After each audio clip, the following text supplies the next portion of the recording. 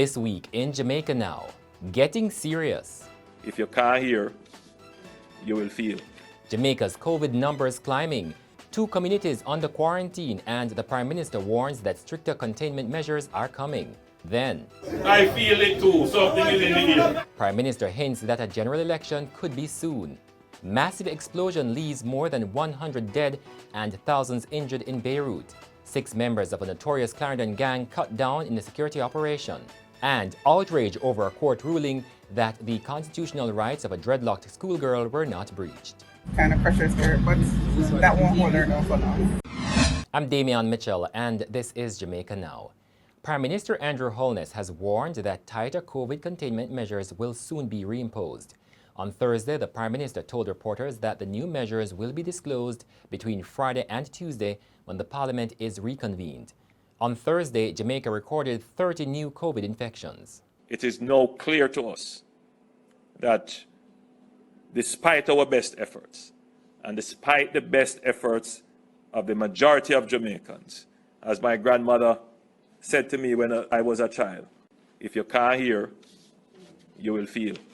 In the meantime, the Clarendon community of Sandy Bay and Church Corner in St. Thomas are now under a 14-day quarantine. In the case of St. Thomas, it was an individual who originated from St. Catherine, had symptoms, went into the parish to visit family and friends in the generalized area, went to church based on the contact tracing information, was prayed for by the congregation based on their particular illness, and that led, this is a summary of course, to a case of members of the congregation, friends who they visited, and relatives being infected by the virus. And a day after the Prime Minister's warning, the police on Friday arrested and charged entertainer Amari for breaches of the self-quarantine order. According to the police, the entertainer, whose real name is Venice Fong Chung, was seen at several places following her arrival in the island. Under the Disaster Risk Management Act, people arriving in Jamaica must go into 14 days quarantine. Amari, also called DJ Mona Lisa, lives in North Lauderdale in Florida, United States. The police say she was also charged with indecent language after she used expletives while speaking to investigators during her interview. Fong Chung is scheduled to appear before the St. James Parish Court on Wednesday, August 12. Meanwhile, there is now increased anxiety over the calling of a general election in Jamaica. Interests peaked this week after the Prime Minister Andrew Holness wore his Clark's desert boots, the footwear that has become known as Holness's election shoes. I decided to just feel it out, feel very comfortable. The little walking that I do, it feel comfortable. So I'm going to give it a little more walk. So, yes, I feel it too, something is in the air. So you will hear more, but until such time, God bless you. Keep safe. This weekend, the People's National Party will meet in Kingston to present its slate of 63 candidates for the next general election.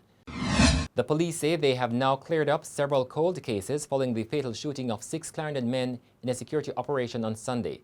2 of those killed are among Clarendon's most wanted: 25-year-old Leon Rose, otherwise called Hitler, and 24-year-old Zamar Nelson, alias Terminator Boy. The early morning military operation in Buzz Rock near Effettville in Clarendon continued for several hours after the killing. 2 members of the Jamaica Defense Force were injured during the operation. An AK-47 rifle, an M16, and a shotgun, along with several rounds of ammunition, were seized. Lebanon is getting international assistance as it struggles to respond following a devastating blast this week that left more than 150 people dead and thousands injured. The massive explosion hit Lebanon's capital, Beirut. The blast was even felt in Cyprus, around 240 kilometers away, and registered as a 3.3 magnitude earthquake. Local TV stations reported that the blast was at Beirut's port inside an area where ammonium nitrate, a highly explosive material, had been stored for the past 6 years. The government has warned that there will be prosecutions for negligence. Back home, there has been intense outrage this week over the Supreme Court ruling that the constitutional rights of a 5-year-old girl were not breached when she was barred from school because she had a dreadlocked hairstyle. The girl, now 7, had been attending the Kensington Primary School in Portmore St. Catherine while the matter was in court. However, since the ruling, the school has reported that it will keep the child. In its ruling, the Supreme Court highlighted the school's concern of cases of junjo and lice among students who wore locked hairstyle. The child's parents have indicated that they will appeal the ruling. Kind of crushes her, but that won't hold her down for long. You know? And my daughter, I mean, she's really strong and she knows that she's pretty regardless of what anybody has to say to her. So she'll be fine. She will not be cutting my daughter. In the meantime, on social media, there has been a firestorm with threats against the judges who heard the matter. The Chief Justice, Brian Sykes, has issued a statement deploring the threats and raised concern about some of the public statements, saying they could seek to undermine the judiciary. A judge has ordered that just over $500,000 seized from controversial Muslim cleric Sheikh Abdullah El Faisal be forfeited to the state. The order was made on Friday in the St. Catherine Parish Court following an application by the Financial Investigation Division under the Proceeds of Crimes Act. The cash was seized by the police during a search of El Faisal's St. Catherine home in August 2017 when he was apprehended pursuant to an extradition request from the United States to face terrorism charges. The cash forfeiture comes a week after the Court of Appeal struck out El Faisal's legal challenge to a ruling by the full court, clearing the way for his extradition to the state of New York. And that's it for this edition of Jamaica Now, your weekly review of the big news stories. Send us your comments at onlinefeedback@gleanerjm.com. Follow us on Twitter and Instagram at Jamaica Gleaner and on Facebook at Gleaner Jamaica.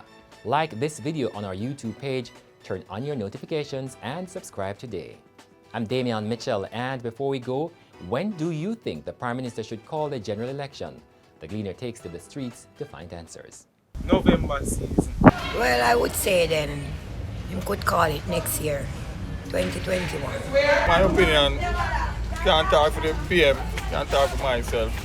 So I have my best advice to the PM, call election next year. Next year when? March, April.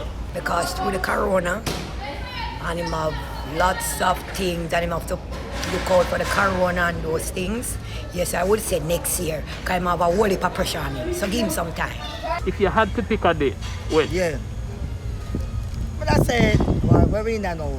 2020 August. Oh, 23. So in when? Oh, 23, 20. That call it that. That make next year run off first. Oh, so you don't want it in 2021? No. That make the whole of the year next year and see how the virus cut down. Make it cut down first. You understand? That's the people them can come out in their numbers.